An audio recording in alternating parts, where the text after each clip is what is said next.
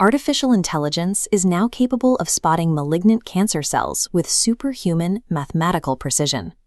Algorithms can scan millions of pixels in seconds to pinpoint microscopic anomalies that a human eye might easily miss. Despite their accuracy, these advanced models hit a wall in the real world. In actual hospitals, the tools are frequently abandoned or end up causing complete workflow chaos. Why does flawless mathematics consistently fail to integrate into the physical world? The friction between AI and medicine is an ecosystem problem rather than a software one. To an outsider, modern pathology operates as a black box. Tissue goes in, and a definitive diagnosis comes out. But that reliability hides a messy, incredibly complex web of interactions. A single diagnosis requires a massive, invisible network of actors. To make sense of this internal mess, we have to look to the late sociologist Bruno Latour and his framework known as actor network theory. Latour's work forces us to look past the individual tool and study the secret, century-old alliance hiding inside the box. Actor network theory relies on a principle called generalized symmetry. It is the radical idea that inanimate objects, non-human actants, have just as much agency and influence as the human doctors. In the pathology lab, the physical glass slide and the chemical H&E stain are foundational actants that have shaped medical practice for generations. The supreme actant is the microscope. As an obligatory passage point, it exerts physical power, dictating posture, and acting as the absolute gatekeeper of truth.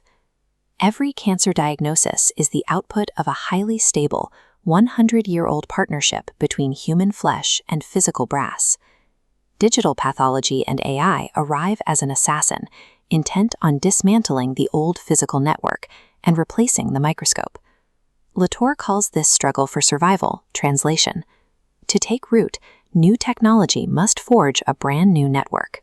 During interassessment and enrollment, the AI fights to convince the human doctor to permanently sever their trust in the physical microscope. This is where most projects collapse. If the AI causes alert fatigue, uses a clunky interface, or increases cognitive load, the human will refuse to be enrolled in the new network. Frustrated doctors push the keyboard aside, reverting back to the reliable physical microscope on their desk. When AI is rejected, it's a failure of network translation. The new digital ecosystem simply disintegrates. Actor network theory shows how medical technologies actively participate in defining the reality of a disease. They do more than just reveal a pre-existing condition. A tumor diagnosed by human intuition through a glass lens is a different object than a tumor mathematically segmented by a neural network. Forcing an old ecosystem to adopt an alien technology requires a complete renegotiation of what a medical diagnosis actually is.